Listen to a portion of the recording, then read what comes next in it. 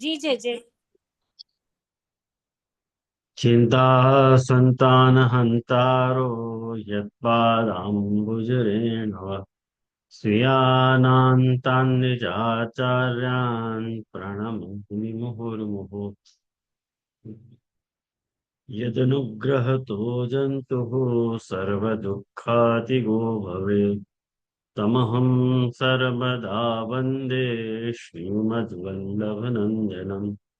अज्ञानतिमिरान्धस्य ज्ञानाञ्जनशलाकया चक्षुरुन्मीलितं येन तस्मै श्रीगुरवे नमः। नमामि हृदये शेषे लीलाक्षीराब्धिशायिनम् लक्ष्मीसहस्रलीलाभिः सेव्यमानं कलानिधिम् चतुर्भिश्च चतुर्भिश्च चतुर्भिश्चतुर्भिस्तथा षड्भिर्विराजते योऽसौ पञ्चधा हृदये मम। आचार्यवाच परमाणु भाष्य निबंध सुबोध विस्थापित राष्ट्र मुत्स्वान्तागत्य कृपावृतास्ता मदीय वाचां नचयं त्वमेव कथन।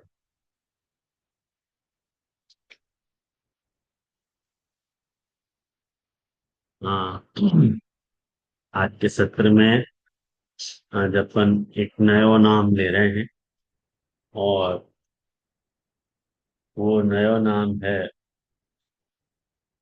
मुग्धस्मित मुखाम्बुजः। मुग्धस्मित मुखाम्बुजः, आपके हस्त भय मुख कमल सु सबको मोहित करने वाले, ये साधारण नाम को अर्थ है। जो कि ये 75वां नाम है। अपन प्लेटिनम जुबली तक आ गए, 75वें नाम तक आ गए हैं। और जैसा अपना क्रम है कि देवकीनंदन जी की टीका पहले देखें अपन, तो श्री देवकीनंदन जी आज्ञा कर रहे हैं कि मुग्धम मतलब सुंदरम। मुग्धम का अर्थ कियो सुंदरम। स्मितम, स्मित मतलब हसितम, हंसतो भयो। यस्मिन सादृशम, जाम जिनमें वैसो मुखाम्बुज मतलब मुख कमल जाको है। स तथा वैसे, वैसे सीमा वैसे शिवसाई। तो यो कह रहे हैं कि एतादृश मुख निरीक्षण न, ऐसे ऐसे वाले प्रभु को मुख देख कर करके निरीक्षण भक्ता नाम, भक्तन को प्रसन्न वदनत्वम युक्तमेव। भगवान माने भक्तन की जो है प्रसन्न, उनकी प्रसन्नता, वो माने प्रसन्न वदनत्व जो है प्रभु को, वो युक्ति है। यूं कह रहे हैं प्रसन्न वदनत्व गोसाई जी को जो है वो युक्त क्यों? क्योंकि मुग्धे और माने वो सब मुग्ध हो जा रहे हैं ठाकुर गोसाई जी के मुख कमल को देख करके। या के लिए ऐसा अर्थ रघुनाथ जी करना चाह रहे हैं, अरे सॉरी देवकीनंदन जी करना चाह रहे हैं। और देवकीनंदन जी आगे आज्ञा करें कि मुग्धेशु भक्तेशु, जो मुग्ध भक्त हैं, तथा इतिवा माने वो आपके वहां तरह के मुख कमल को देख करके प्रसन्न हो रहे हैं, हंसते भय मुख कमल को देख करके। ये हंसते हुए मोड़ा की बात याले कही जा रही है कि हंसते हुए मोड़ा बहुत अपील करे है। यदि अपन अपने चेहरा को घासलेट बना के रखें तो कोई निरीक्षण करे कोई नहीं, देखना ही नहीं चाहेगा।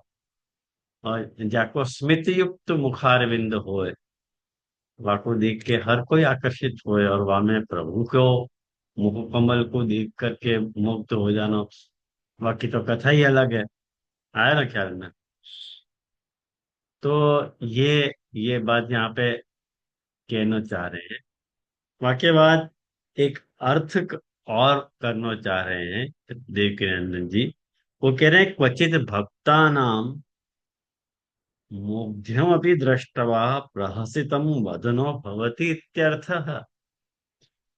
बहुत सुंदर कर रहे हैं आप, क्यों कह रहे हैं कि क्वचित भक्ता नाम, जो आपके मुग्ध भक्त हैं, आपको देख करके जो मुग्ध हो रहे हैं, ऐसे भक्तन को देख करके आप श्री को हंसनो स्वाभाविक ही है, युक्ति है। गोसाई जी भी प्रसन्न हो रहे हैं। आपके मुख कमल को देख के भक्त ही प्रसन्न नहीं हो रहे हैं, भक्तन को प्रसन्न होते देख करके गोसाई जी भी प्रसन्न हो रहे हैं, मुग्ध हो रहे हैं। एक ये भी नाम को अर्थ यहाँ पे श्री गोसाई जी को या नाम को बताना चाह रहे हैं विवेकानंद जी। तो ये तो कुल मिला के अपन ने अ, या कि मुग्ध स्मित मुखाम्बुज की जो है वो विवेकानंदन जी कृत व्याख्या देखी। अब जहां तक क्या को भागवत संगति को प्रश्न है विष्णु, भागवत संगति या कि अपन जो है श्रीमद् भागवत के 41वें अध्याय से व्याख्या कर रहे हैं। मैंने भागवत को दशम स्कंद को 41वां अध्याय और सुबोधनी जी के अनुसार जो है वो 38वां अध्याय, ये आपको कि सुबोधनी जी में 38वें अध्याय में राजस प्रमाण प्रकरण है, ये आप देखो, राजस प्रमाण प्रकरण है। और दो स्थलन पे मुग्ध स्मित मुखाम्बुज को उल्लेख यहाँ आयो है, दो स्थलन में यही अध्याय में। एक तो 100 लेकर के 5 श्लोक तक, और दूसरो 24 से लेकर के 29वें श्लोक तक। इन दो स्थलन पे मुग्ध स्मित मुखाम्बुज को वर्णन अपने को मिले हैं देखनो। भागवत आपके पास विराज रही होगी तो भागवत पास में रखो, और ये गोरखपुर प्रेस वाली जो भागवत है वहां में पेज नंबर 323 पे ये 41वां अध्याय है। अब अपन को ये बात समझे, राजस प्रमाण प्रकरण है ये, राजस प्रमाण प्रकरण को छठो अध्याय। और महाप्रभु जी के वर्गीकरण के हिसाब से अपन जावे तो यहाँ वैराग्य को निरूपण अभिप्रेत।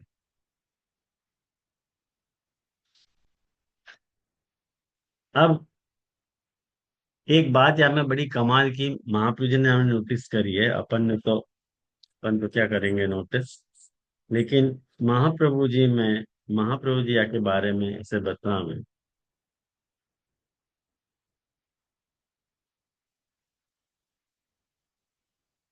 हाँ, ये देखो, स्तुवतः तस्य भगवान दर्शयित्वा जले वपुः भूयः समाहरत कृष्णो नतो नाट्यम एव आत्मनः। मैंने सुखदेव जी कह रहे हैं कि हे परीक्षित, अक्रूर जी या प्रकार स्तुति कर रहे थे। मैंने स्तुति ऑन द वे, स्तुति इनकम्प्लीट है, कर रहे थे। मैंने स्तुति करने की जो प्रोसेस है वो चालू है, स्तुति पूर्ण नहीं भई है। और स्तुवतः तस्य भगवान दर्शयित्वा जले बपू। ठाकुर जी ने क्या कियो कि भगवान कृष्ण ने जल में अपने दिव्य रूप के दर्शन कराए और फिर वह को छुपा लियो। ठीक ऐसे ही जैसे कोई नट जो है अभिनय में कोई रूप को दिखा के फिर वह को कोई पर्दे की ओट में छुपा दे, या कि पहले के अध्याय में आपको पता होना चाहिए कि वो जब अंदर अक्रूर जी ठाकुर जी की स्तुति के वाला जो अध्याय है, वहां में ठाकुर जी ने जल के अंदर ठाकुर जी के दर्शन भय हैं, बराबर ना। ठाकुर जी मैंने, ये देखो,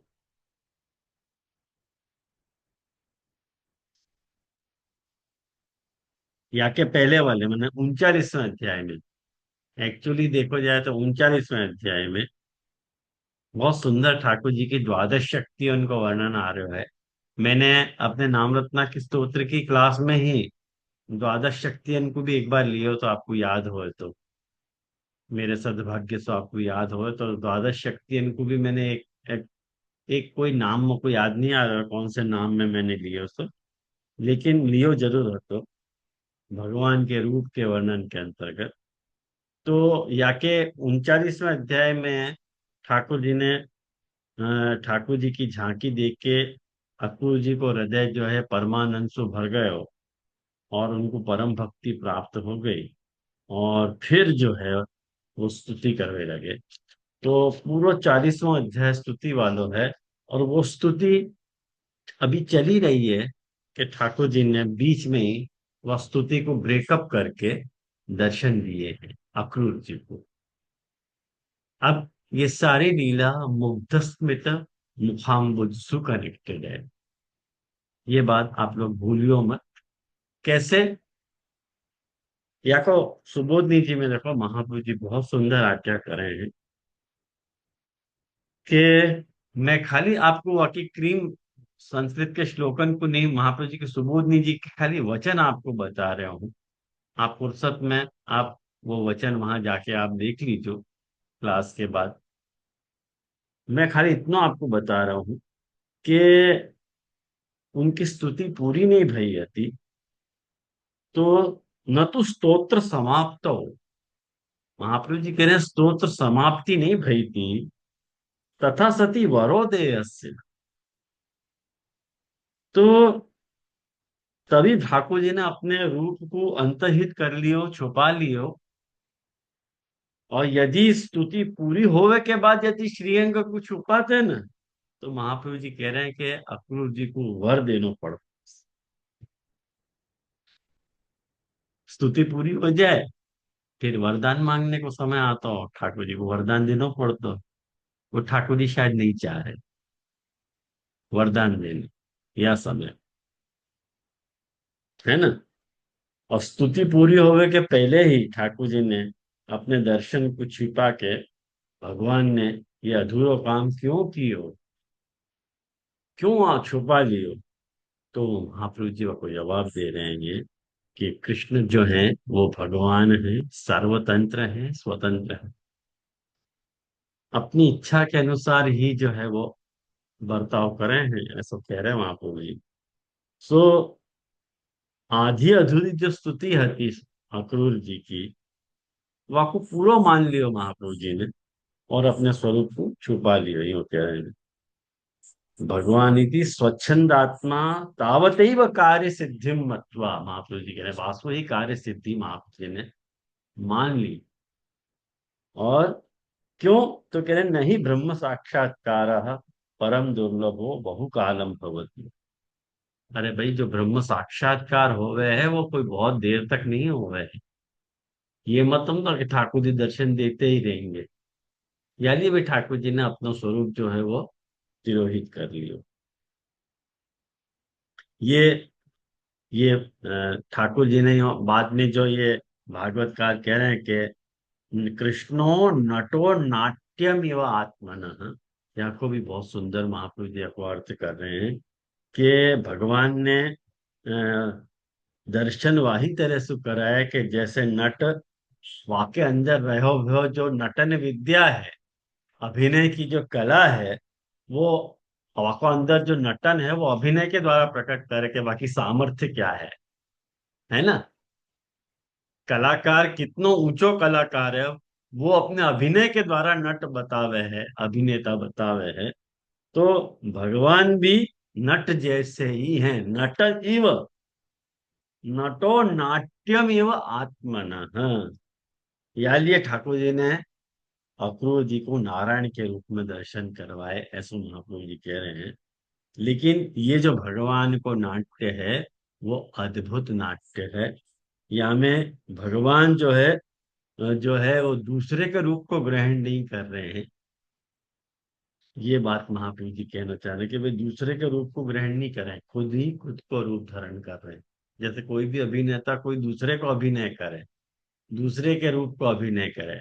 भगवान स्वयं ही अपने ही रूप को अनुभव नटन कर रहे हैं। ये या मत नटो नाट्यम एवं आत्मना शब्द सु बता। तो वाक्य बात तो 5 श्लोक तक बहुत सुंदर सुंदर बातें बताई हैं। वो सुबोधि जी में आप देख लोगे तो आपको पता चल ही जाएगा। लेकिन अपन सिर्फ मूल श्लोकन पे ध्यान केंद्रित करें कि जब अक्रूर जी ने देखो कि ठाकुर जी को वो जो दिव्य रूप है वो अंतर ध्यान हो गए हो, तब वो जल से बाहर निकल आए और फिर जल्दी जल्दी जो है सारे आवश्यक काम करके रथ पे चले आए। और वह समय में बहुत ही विस्मित हो रहे थे। और ठाकुर जी ने वह बखत अक्रूर जी से पूछो कि चाचा जी आपने पृथ्वी आकाश या जल में कोई अद्भुत वस्तु देखी है क्या? क्योंकि आपकी आकृति देखवे सु ऐसे ही जान पड़े है। ठाकुर जी ने पूछ दियो। तो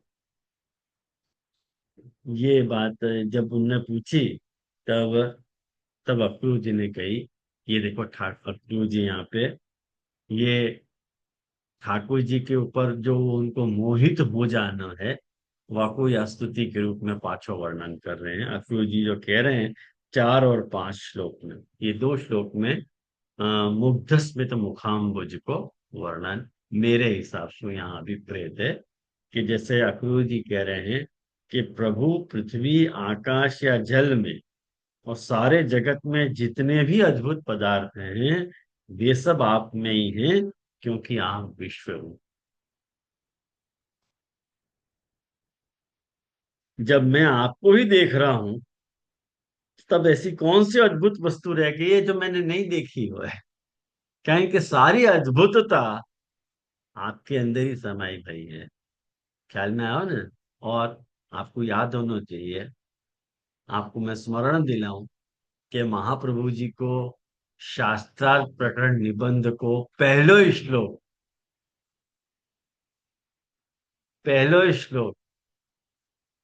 कौन सा श्लोक है?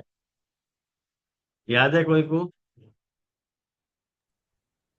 कृष्णायाद्भुत नमो कर्मणे भगवते रूप नाम अच्युताय। विभेदेन जगत क्रीडति यो जगत यतः। क्रीडति यो यतः नमो भगवते तस्मै कृष्णायाद अद्भुत कर्मणे रूप नाम विभेदेन जगत क्रीडति यो यतः। ये देखो महाप्रभु जी ने शायद ये यही सु उनने ये श्लोक की पैराफ्रेजिंग करी होगी ऐसो। खाली अनुमान लगा रहा हूँ, गलत भी हो सकूं मैं। ऐसा नहीं कह रहा हूँ कि मैं सही हूँ, लेकिन एक मन में ये बात आई तो आपके साथ शेयर कर रहा हूँ। तो भगवान जितनी भी अद्भुत वस्तुएं हैं वो पृथ्वी में हो, जल में हो या आकाश में, सबकी सब जिनमें हैं उन्हीं आपको मैं देख रहा हूं। फिर भला मैं यहाँ अद्भुत वस्तु कौन सी देखी?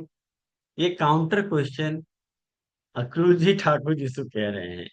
तो ये देखो मुग्ध स्मित मुखाम्बुज है, ये यहाँ पे अपने को पता चले। और यही लिए अक्रूर जी ने ये रथ हाँक दियो और ठाकुर जी को लेके ये मथुरापुरी जा पहुंचे। तो ये मुग्ध स्मित मुखाम्बुज को पहलो पहलो वालो जो हतो उदाहरण हतो जो अपन ने देखियो। अब या कुछ जो दूसरा उदाहरण है मुग्ध स्मित मुखाम्बुज को, या श्लोक के 24 से लेकर के 29वें श्लोक में है, वो आप देखो। मेरे पास सुबोधनी जी है। मैं कुछ कुछ सुबोधनी जी की बातें आपको बताऊंगा, शेयर कर रहा हूँ आपके साथ।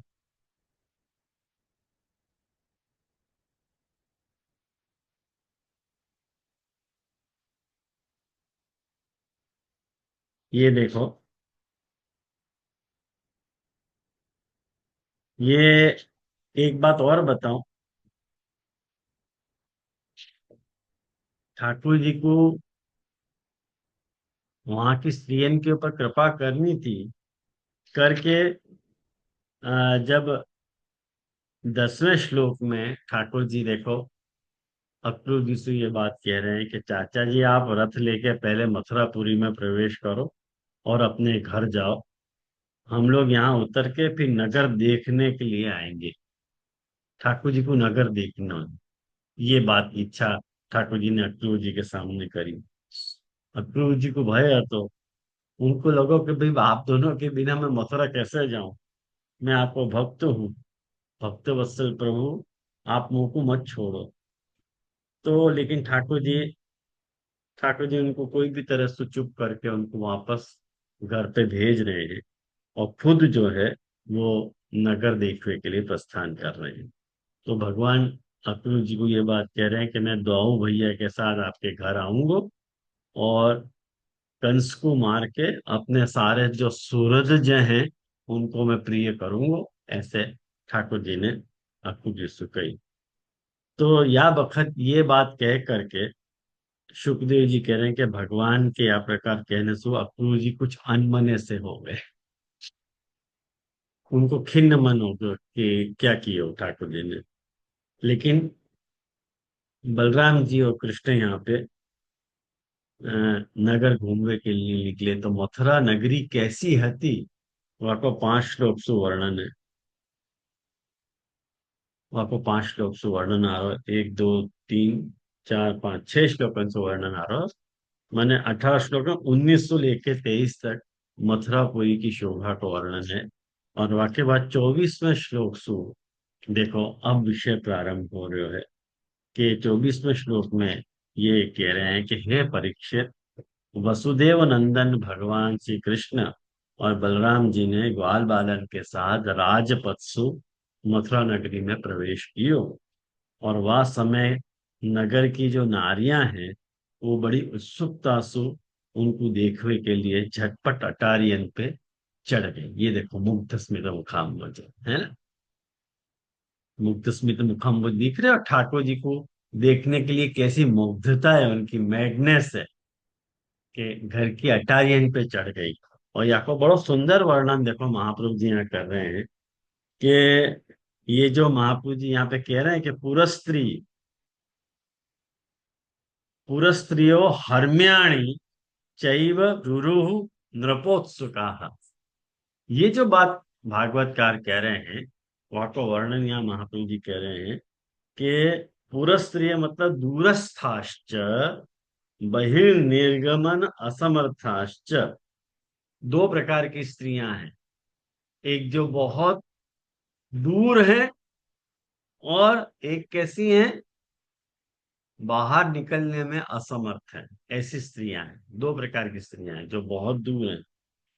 तो उन्होंने क्या किया, हर्म्याणी, हर्म्याणी का अर्थ कर रहे हैं कि उच्च ग्रहा आरूरुह, माने घर की जो अटारियां हो ना, अगासियां, वहां से चढ़ के ठाकुर जी को देख रही है। मुग्ध स्मित मुखाम मुझे। आप देखो बोल रहे हो कि नहीं, ये नाम यहाँ में चकारात्सु महाप्रभु, यहाँ पे महाप्रभु जी वो कह रहे हैं कि यत्रैव स्थिताः द्रष्टुम शक्नुवन्ति तमैव आरुरुह इति। जहां से भी खड़े होकर ठाकुर जी के मुखार विंद को देखो जा सके, वहां पे वो खड़े होकर ठाकुर जी को देख रही है। लेकिन देखना है ठाकुर जी को मुग्ध स्मित मुखाम। नृपो इति संबोधनम राज्ञो गमनम गमने अपि एवं कुर्वन्ति इति ज्ञापनार्थम। ये जो नृप शब्द लगाया हुआ है ना, नृप शब्द लगाया देखो, नृप उत्सुका। सुखदेव जी ने राजा परीक्षित के लिए नृप संबोधन किया है। तो यूं कह रहे हैं कि जैसे राजा को देखने के लिए कोई भारी भीड़ आवे के नहीं, ऐसे ही यहाँ पे जो ठाकुर जी के लिए नृप संबोधन किया है, वो वातरस संबोधन नहीं है। महाप्रभु जी कह रहे हैं कि नृप शब्द से ये कहना चाह रहे हैं कि भगवती तू विशेष उत्सुका इत्यर्थ।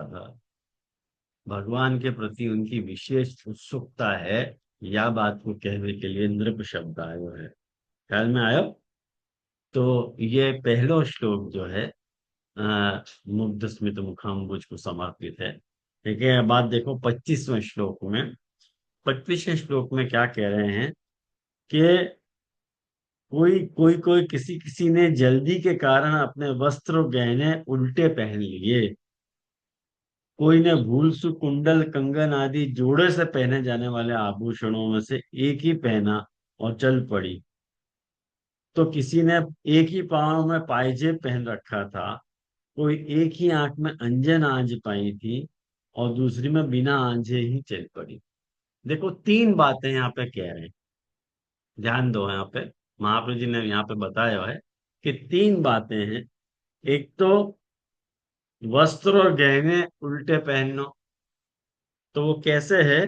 तो महाप्रभु जी कह रहे हैं कि तासाम औत्सुक्यम वर्णयन वस्त्र आभरणानाम विपर्यासमाह।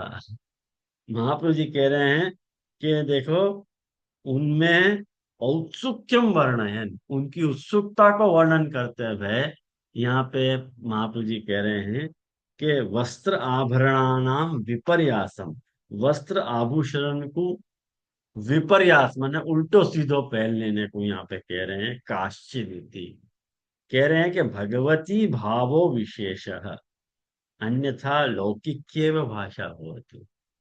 या कोई ने लौकिक भाषा मत समझे कि जैसे कोई हीरो आ गयो हो तो आपको देखने के लिए तुमको जो मैडनेस होए है, वहां ढंग से यहाँ मत समझ लीजिए। वहां जी खुलासा कर रहे हैं कि अन्यथा लौकिक के भाषा, ये लौकिक की भाषा है।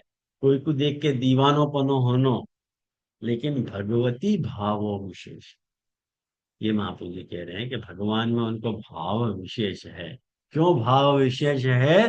कारण कि मुग्ध स्मित मुखाम्बुज, आयो ध्यान में, ये भाव विशेषता इनकी है।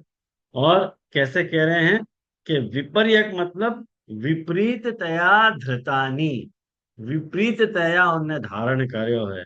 कैसे धारण कर्यो है? क्या धारण कियो है? वस्त्राणी भूषणानी च, वस्त्र और आभूषण उनने विपरीत तया धारण कर रहे हैं। तो कैसे? तो क्या पादयो हो आभरणम हस्ते, पादयो हो आभरण मतलब पैर में जाने, वो पैरों जाने वाला जो आभरण है वो हाथ में धारण कर लियो। और अधो वस्त्राणी ऊपरी, जो नीचे घाघरा जो है वो ऊपर पहन लियो। घाघरा जो है अधो वस्त्राणी ऊपरी। ये मुग्धस्मित मुखाम वजह आप देखो, क्लियर कट इंडिकेशन अपने को मिला है। और एवं सर्वत्र किंच, खाली इतनो ही नहीं भयो है, महाप्रभु जी कह रहे हैं किंच न केवल विपर्यास, केवल विपरीतता ही आई है ऐसा नहीं है। तो कह रहे हैं अपितु युगलेशु एकम विस्मृत्य च एकमेव आभरणम धत्वा गता।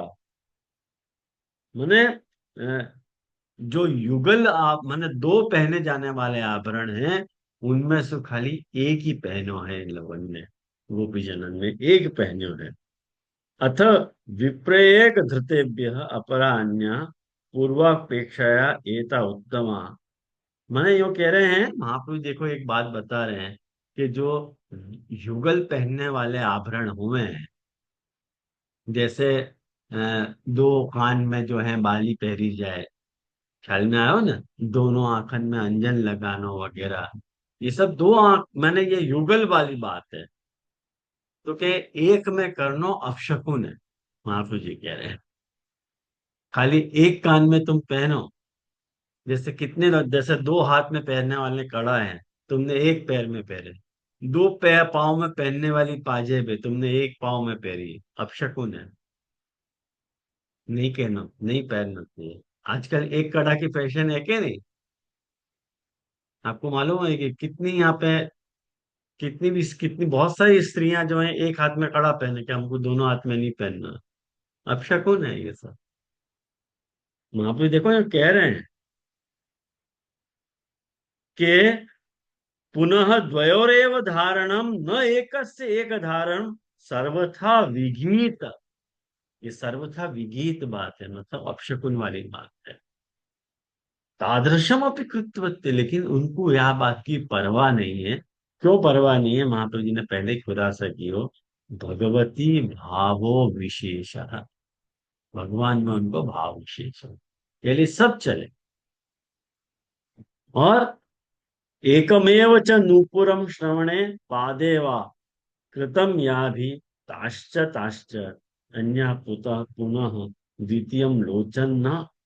मैंने वो सब बात कह रहे हैं कि भाई उनने सारे जल्दी जल्दी में ऐसा काम कियो कि कोई एक कान में बाली पहनी, एक पाँव में नूपुर पहने हो, और कितने ही गोपीजन ने तो एक ही नेत्र में जो है, और कितनी स्त्रियों ने एक ही आंख में जो है काजल लगाया और दूसरी आंख में काजल नहीं लगाया, और ऐसे ही जो है वह स्थिति में काजल लगा के दौड़ गई। ये सब मूल श्लोक में आ रहे हैं वर्णन। महाप्रभु जी वाक्य खाली सुबोधित जी में याद रहे सुवर्णन महाप्रभु जी कर रहे हैं। तो ये दूसरा श्लोक है।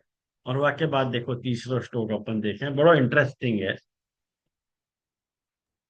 अश्न अश्नन्त्य एकाः तद अपास्य सोत्सवा।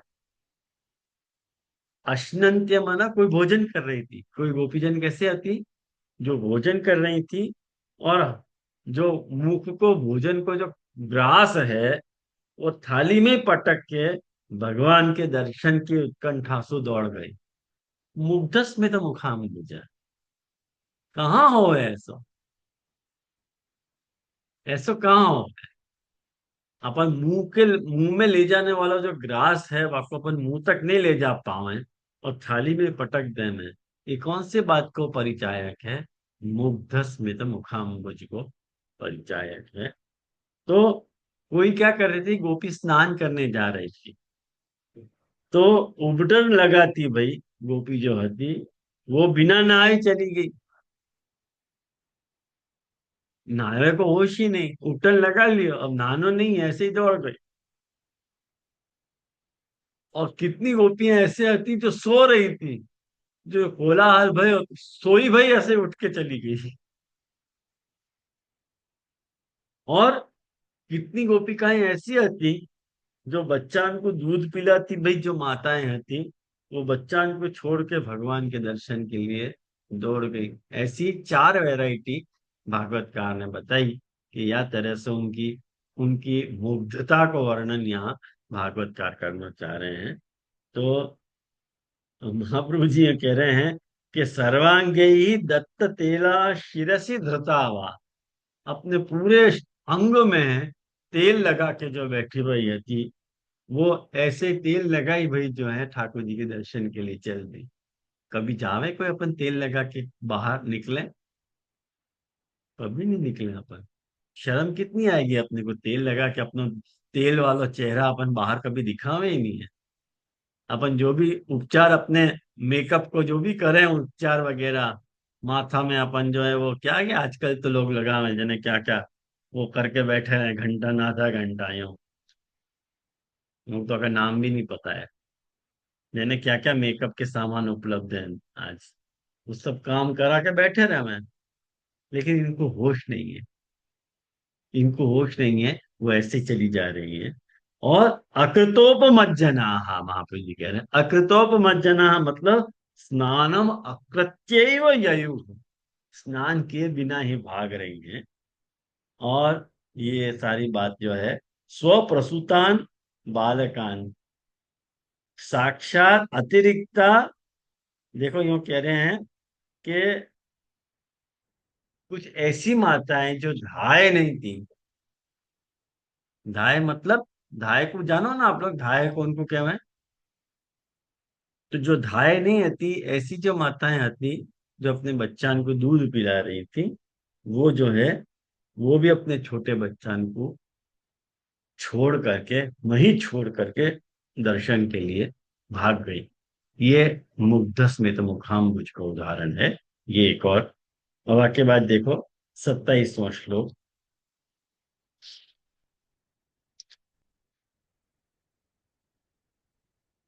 27वें श्लोक में देखो यहाँ पे ये कह रहे हैं कि कमल नयन भगवान श्री कृष्ण मतवाले गजराज के समान बड़ी मस्ती से चल रहे थे। उनने लक्ष्मी को भी आनंदित करने वाले अपने श्याम सुंदर विग्रह सो नर नगर नारियन के नेत्रन को बड़ो आनंद दियो, और अपनी विलासपूर्ण प्रगल्भ हंसी तथा प्रेम भरी चितवन सो उनके मन को चुरा लियो। ये बात देखो, यहाँ पे भागवतकार कह रहे हैं, याकू महाप्रभु जी यूं कह रहे हैं, याके पर महाप्रभु जी ने एक विशेष टिप्पणी करी है। यूं कह रहे हैं कि भगवान के, जब वो ठाकुर जी वहां ये राजमार्ग सु पधारे और मथुरा की सब पुर स्त्रियन ने ठाकुर जी के यात्रा सुदर्शन करे, तो वो प्रपंच को विस्मरण हो गयो उन सारी स्त्रियन को, और प्रपंच को विस्मरण हो गयो, और भगवान में उनकी आसक्ति हो गई, मुग्ध स्मित मुखाम्बज हो गई। तो वह श्लोकों को वर्णन मनांसी तासाम अरविंद लोचन या शब्द से उनको व्याख्या कर रहे हैं कि उनको मन आसक्त हो गया। ये मन की चर्चा क्यों करना चाह रहे हैं भागवतकार, आपको महाप्रभु जी खुलासा कर रहे हैं कि महाप्रभु जी वाक्य उदाहरण बता रहे हैं कि पूर्वोक्तानाम मनश्चेद भगवदीय जातम तदा स्वासक्ति सिद्ध्यैव। देखो यूं कह रहे हैं कि उनको मन जो है तो वो भगवदीय हो गया, और मन भगवदीय बन जाने के कारण जो है उनकी जो आसक्ति है सिद्ध है। क्यों? तो कह रहे हैं मनो मूलकत्वात् संसारस्य, मन मूल है, मन मूल है। मनसो ही वशीकरण द्वेधा भवति। मनसु दो प्रकार को वशीकरण हो गए, महाप्रभु जी कह रहे हैं। दो प्रकार, मन जो है वो दो प्रकार से खींचे कोई की तरह। कौन से दो प्रकार से खींचे? यूं कह रहे हैं कि वस्तु सामर्थ्यात मन एव वशे भवति। कोई वस्तु को सामर्थ्य ऐसा होवे कि वह को देख के स्वतः मन वहां में लग जाए, वस्तु सामर्थ्य। और या तो मंत्रादि भी ही तत्र अरविंद लोचन, या तो कोई मंत्र वगैरह होए, कोई मंत्र कर दे, जैसे आजकल हिप्नोटाइज नहीं कर दे, जैसे हिप्नोटाइज कर दे ना, तो वो भी तो मुग्ध हो जाए ना व्यक्ति, जाको वो हिप्नोटाइज करें वो मुग्ध हो जाए। तो भागवतकार कह रहे हैं यहाँ पे उन सारी पुरुष स्त्रियन को मुग्ध करने के लिए ठाकुर जी ने ये दोनों ही तरीका अपनाए हैं। दोनों तरीका ठाकुर जी ने अपनाए। कैसे अपनाए? यूं कह रहे हैं कि एक तो अरविंद, देखो दो पद आए हमें, लिखो, एक अरविंद लोचन और एक जो है प्रगल्भ, प्रगल्भ लीला हसितावलोकन की। दो बात है। ये जो आपने अरविंद लोचन कहा है ठाकुर जी को, वासु, वासु क्या बतायो? वस्तु सामर्थ्य बताया। और प्रगल्भ लीला रूपी हसितावलोकन सु मंत्र मुग्धता बताए। अब आपको लगे कोई हमें मंत्र मुग्धता कैसे भाई, समझ में नहीं आ रही, बोलो। तुझे अनमोल दूसरी कौन सी कही? दूसरी नहीं समझाई। मंत्र मंत्र मुग्धता मुग्ध, के लिए। मंत्र के द्वारा मुग्ध कर, हाँ पर मंत्र के वाको द्वारा मुग्ध ये हो। जैसे अरविंद लोचन कहो ना, ऐसे वाको क्या कहो? ये जो अरविंद लोचन कहो ना ठाकुर जी को, हाँ हाँ वो हाँ जी। महाप्रभु जी ने देखो मन को मुग्ध करने के दो तरीका बताए। मन दो तरह से मुग्ध होवे, एक वस्तु को देख करके मुग्ध होवे है, और एक मंत्र के द्वारा मुग्ध होवे। तो वस्तु को देख के जो आती भाई मुग्धता है, वस्तु को देख करके वस्तु सामर्थ्यात, वो आपको अरविंद लोचन है, मुख। क्या ठाकुर जी को मुख कमल ही ऐसा है कि जाकू देख करके उन लोगों की मुग्धता, उनको मन मुग्ध हो जा रहा है। पहला कारण तो ये बताया मूल में। और दूसरो जो जो बताया कि मंत्र के कारण आती भाई मुग्धता, तो वो ठाकुर जी की जो हंसी है, जैसे कहवे ना कि हंसी तो फंसी,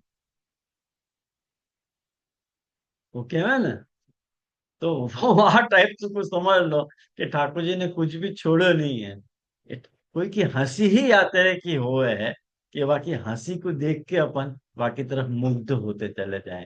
वो हंसी जो है मंत्र की तरह काम कर रही है, कि मानो उनने कोई मंत्र फेर दियो है उनके ऊपर।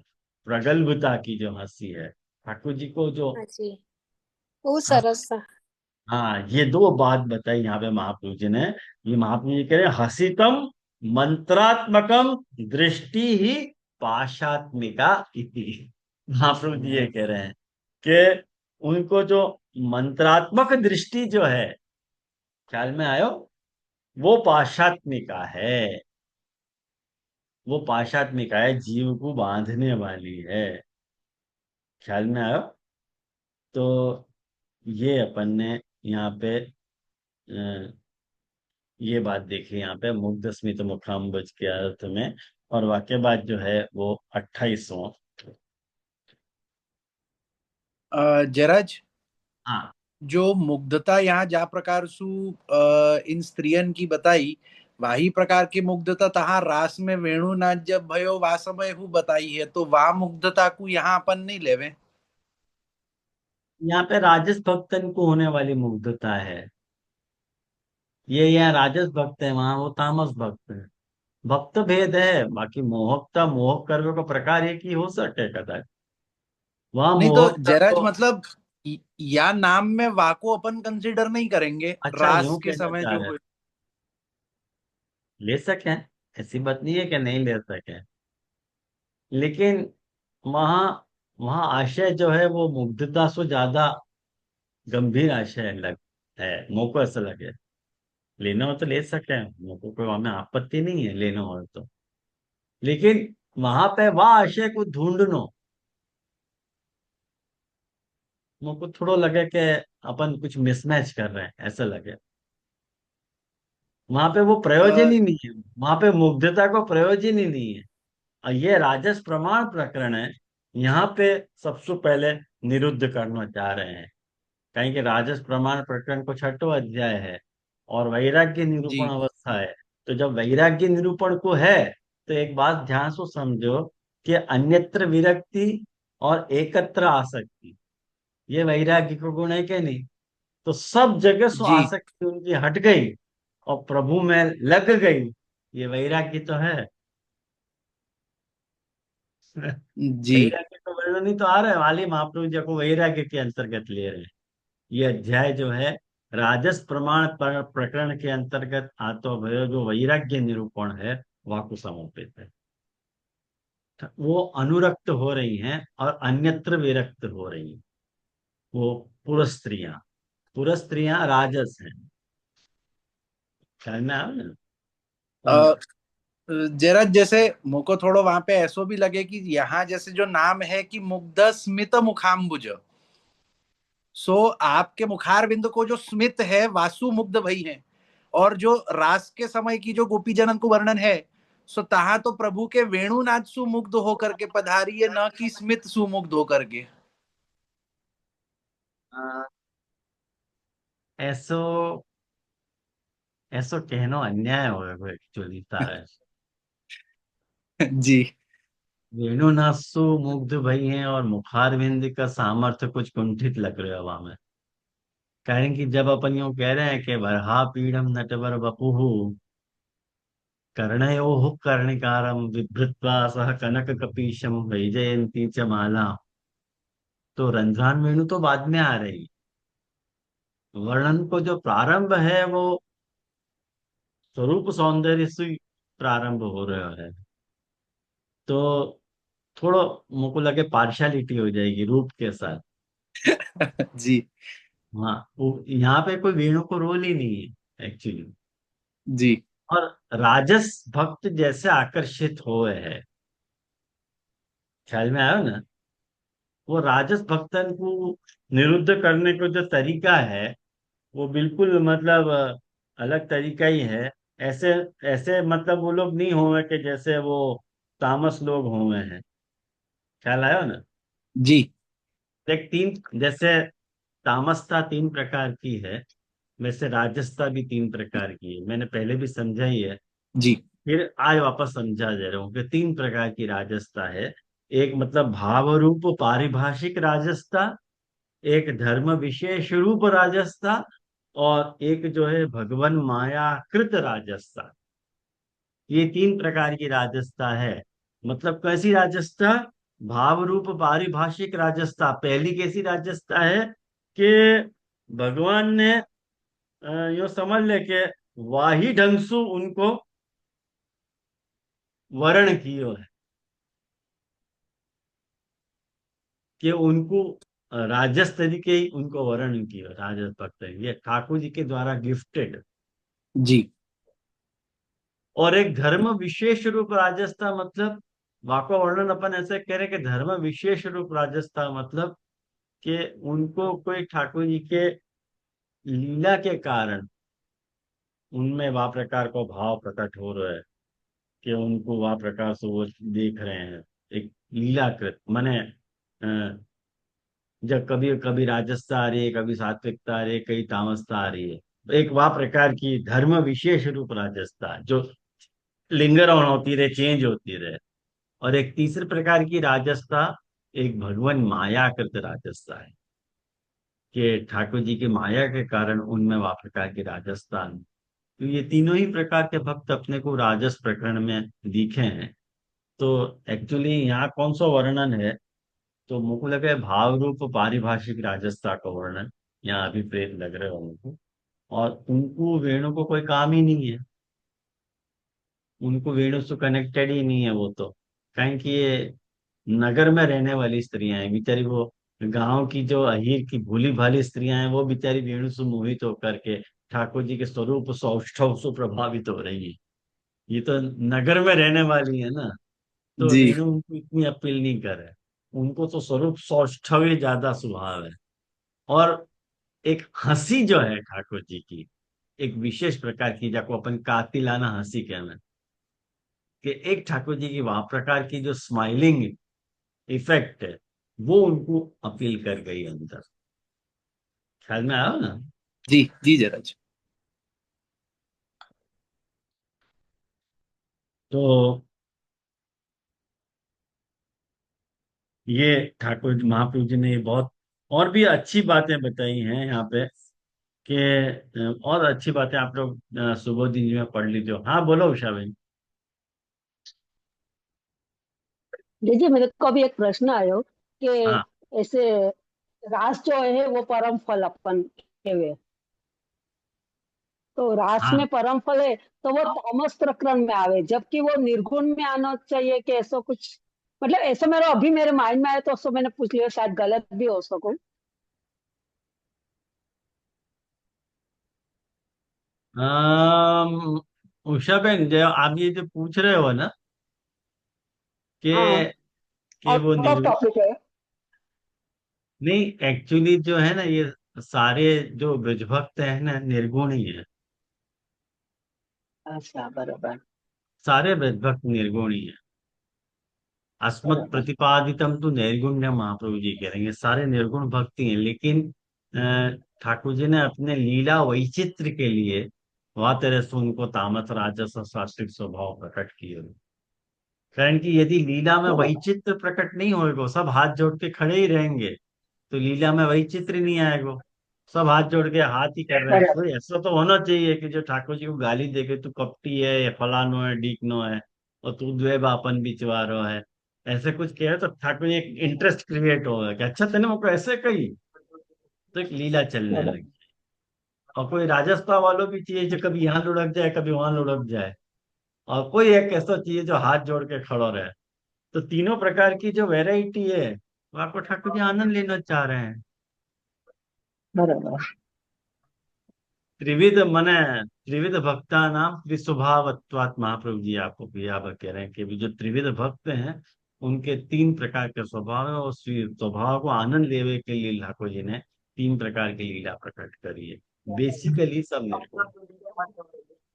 अपन बराबर। निर्गुणता उनकी यही तो आकलन कर सके हैं कि अवतार काल है और ठाकुर जी ने हाँ, अ, ठाकुर जी खुद उनको निरोध कर रहे हैं। यासु पता चले कि वो निर्गुण है। यदि बराबर। तामस राजस और सात्विक होते तो अवतार काल नहीं होता, अनवतार काल होता, जैसे आप अभी को काल है। और अभी बराबर। के काल में भी महापुरुष जी के काल में निर्गुण भक्त थे। हाँ महापुरुष जी के काल में निर्गुण भक्त थे। अब निर्गुण भक्त उनको लगा अब कहनो भी तो अपने को शोभा नहीं दे कि अभी निर्गुण भक्त नहीं है, बराबर। होंगे भी क्या मालूम। लेकिन सही अब बात। वो निर्गुण भक्त निर्गुणता दृष्टिगोचर ही नहीं हो गए। सर्वत्र जो है सही बात। तामस राजस और सात्विकता ही दृष्टिगोचर हो गए है, लेकिन निर्गुणता दिखे नहीं है। बराबर। मैंने समन्वय हो पाना उषा बहन, वो महात्म्य को हाँ और स्नेह को दोनों को सम्यक समन्वय हो पाना भक्ति में बहुत रेयर मूवमेंट है वो। बराबर। जो अपनो जरा बेस्ट जो अपनो बेस्ट मॉडल है भक्ति को देवकी जी वालों। मैंने पिछली हाँ बार भी आपको बताई थी कि आप एक तरफ बताए थे उनको यस। महात्म्य ज्ञान पूर्णतः ख्याल है और दूसरी तरफ हाँ उनको पुत्रत्व भी उतनो ही कायम है। यानी ठाकुर जी उनको कह रहे बराबर। हैं कि युवा माम पुत्र भावे न ब्रह्म भावे न चातकृत। ये बात ठाकुर जी कह रहे हैं। देवकी जी आदर्श मॉडल है पुष्टि भक्ति को, आदर्श मॉडल। ये देवकी सुत पदाम्बुज लब्ध लक्ष्मी गोविंद वेणु मनोत्तम मयूर नित्याद्रि प्रेक्षादि सान्व परतान्य समस्त सत्वम। ये जो वेणु कितने आ रहे हैं ना, वहां में भी आप देखो कि हाँ देव जरूर। की देव की स्तुति प्रयोग की है। और हाँ कभी यशोदा सुत बहुत रेयर प्रयोग होगा ये। बराबर। और जरा जो वैसे हूँ आधुनिक जीवन को तो पुष्टि मर्यादा में ही गिनियो है ना। हाँ, लेकिन मैं यूं कह रहा हूं कि अपन को क्या मालूम कि पुष्टि पुष्टि नहीं है। अपन ने देखे थोड़ी है। अपन ये दावा कर सके कि है ही नहीं, होंगे भी, अपन को नहीं दिख रहे हैं। ये अपनी दृष्टि की लाचारी है। बाकी संप्रदाय तो ऐसे ही लोगन के कारण टिको भय है ना, न तो जी संप्रदाय टिके कैसे। जैसे दामोदर दास सरसानी को अवतार है। कोई ना कोई तो हो ही कोई ना ऐसा जाके कारण ऐसा क्या। अपन यूं तो नहीं कह सके ठाकुर जी ने अब बनाने ही बंद कर दिए हैं। हाँ, दुर्लभ जरूर है। अपन को कभी कभार और दिखते भी होंगे तो अपन पहचान नहीं पा रहे हैं, ऐसा भी तो हो सके। दोनों ही पॉसिबिलिटी है। या लिए ये मानने को भी कोई औचित्य नहीं है कि है ही नहीं, और ये मानने को भी औचित्य नहीं है कि है ही। ये सारा ठाकुर जी की इच्छा पे अवलंबित है कि भाई होंगे भी तो भी अपने सामर्थ्य के बाहर की बात है। अपन उनको देख नहीं पाएंगे ना पहचान पाएंगे। जाने किस भेष में नारायण मिल जाए, क्या है ना कि यही देखो हरिराय जी जो है बहुत सुंदर यही एक बात कह में कि वैष्णव घर आवे तब ही दीजे चार रतन नहीं। अ, वैष्णव आवे बारने हंस हंस नाउ शीस उनके मन की वे जाने मेरे ये मन जगती। कितनी सेफली हरिराय जी ये बात कह रहे हैं कि भाई उनके मन की तो वो जानो, हमको पता नहीं चली, मैं तो इनको जगदीश मान रहे हो। कहेंगे कि शायद हो सके जगदीश, है ना, मेरी अंतर्निष्ठा के कारण मुझको नहीं दिख रहे हैं, शायद बात तरह के कारण हो सके। तो ये ये कुल मिला के मुग्ध स्मित मुखाम्बुज को विस्तार है। यहाँ में मन को ठाकुर जी ने, यहाँ पे महाप्रभु जी ने बहुत सुंदर ब्यूटीफुली एक्सप्लेन किया है कि कैसे मन क्या क्या कर सके है और मन को क्या क्या अप्रोच है। तो वो एक बात समझो कि मन कैसे बिहेव करे है आसक्ति के नेचर को, वो यहाँ पे महाप्रभु जी ने खुल के बताया है। और वाकई बात देखो 28वें श्लोक में, 28 में 28वें श्लोक में जो कह रहे हैं कि दृष्टवा मुहु श्रुतम अनुद्रुत चेता। बहुत बढ़िया बात है वैष्णव ये भी कि हे अरविंद, हे राजन, बार बार से कृष्ण लीलान को और चरितन को सुनने सु पूर्व जो नारियां थी, मतलब राजस वाली हो पूर्व नारियां, उनके सौभाग्य का उदय भयो। उनने श्री कृष्ण के दर्शन करके अपने नेत्रन को कृतार्थ कियो, और भगवान ने भी दया दृष्टि से उनको देख करके और मंद मुस्कान रूप अमृत पिला के उनको यथाचित आदर कियो। और नेत्र द्वारा हृदय में पहुंची भाई, जो कृष्ण की आनंदमय मूर्ति थी वहां को हृदय से लगा के वो नारियां जो हैं विरह की व्यथा से मुक्त हो गई। ऐसो परीक्षित जी को सुखदेव जी समझा रहे हैं। यहाँ पे महाप्रभु जी ने एक बहुत सुंदर प्रश्न उठाया हुआ है। या श्लोक की सुबोधि जी में महाप्रभु जी आज्ञा करें कि भगवान जो है वो अक्लिष्ट कर्मा है। अक्लिष्ट कर्मा माने क्लेश के बिना कर्म को करने वाले हैं। उनने पूर्ण नारियन के हृदय को कैसे हर लियो। और याका श्लोक को उत्तर दे के कहें कि भगवान ने अपने कर्मन के साथ स्वयं को उनको दे के उनको मन ले लिया, स्वयं को उनको दे दियो और उनको मन ले दिया। देखो मुग्ध स्मित मुखाम्बुज कैसे बोल रहे हो है यहाँ पे, ये आपको साफ दृष्टिगोचर होगा यहाँ पे।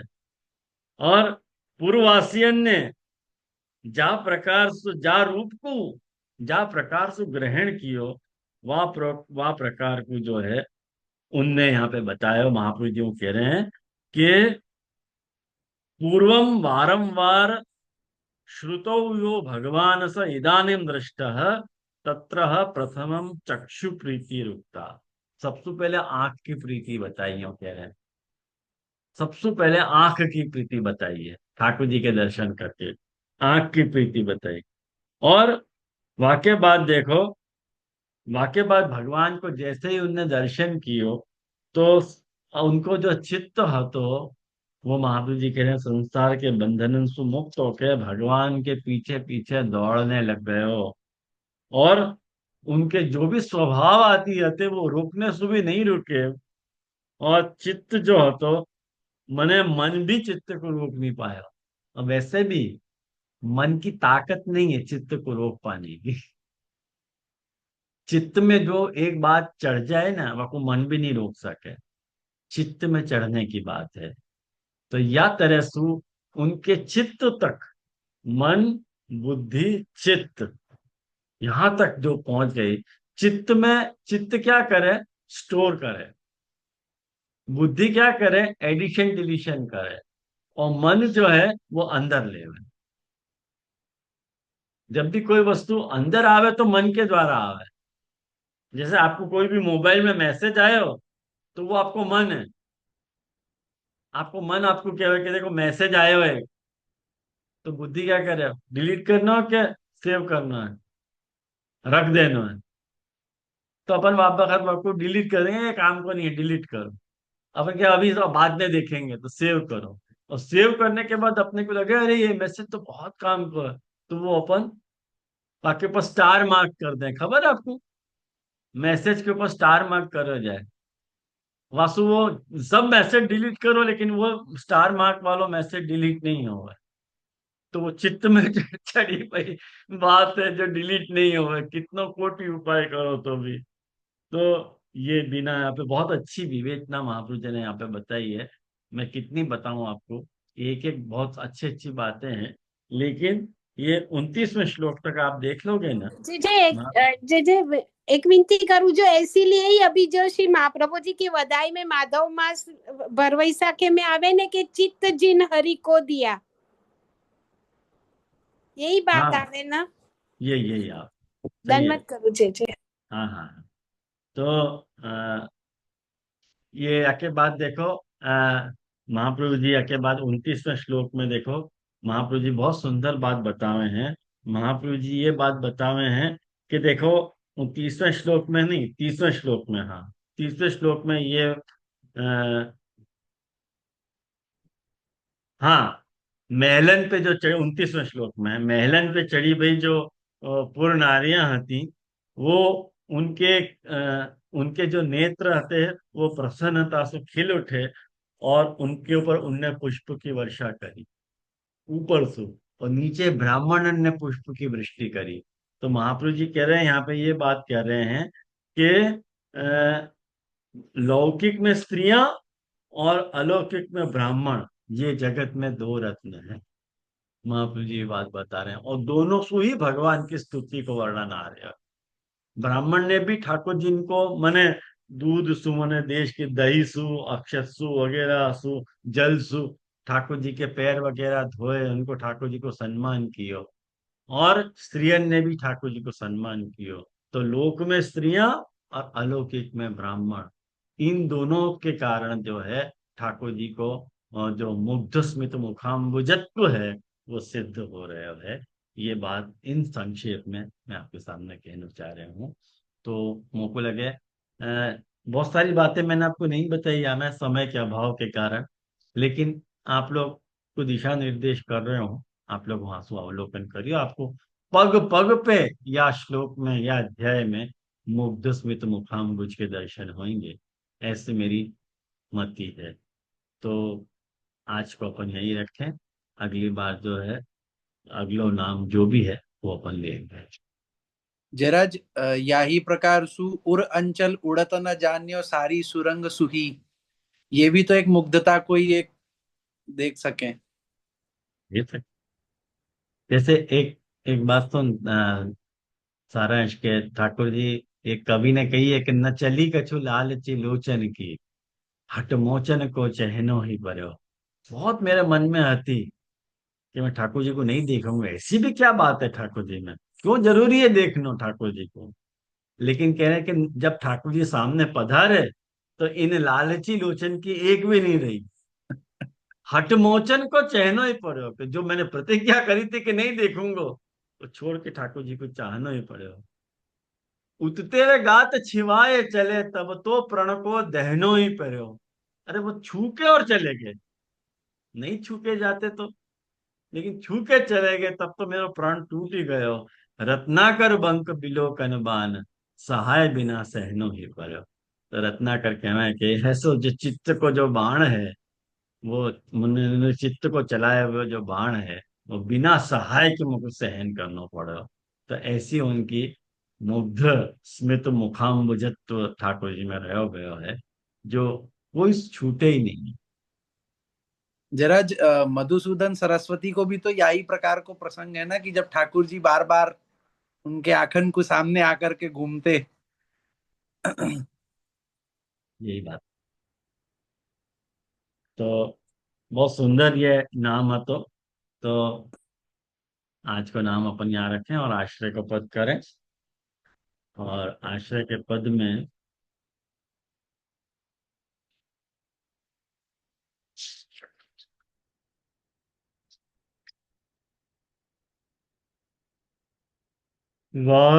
वागधीश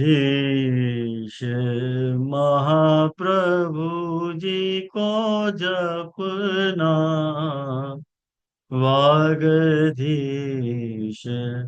महाप्रभु जी को जपना, पंच दोष यातन में जीव के, ते छूटे इनके ग्रह शरण, ते छूटे इनके ग्रह शरण, शीतल दृष्टि सदा दैविन पर, त्रिविध ताप निज जन के हरना, वल्लभ ध्यान धर्म नित्य चित में, यह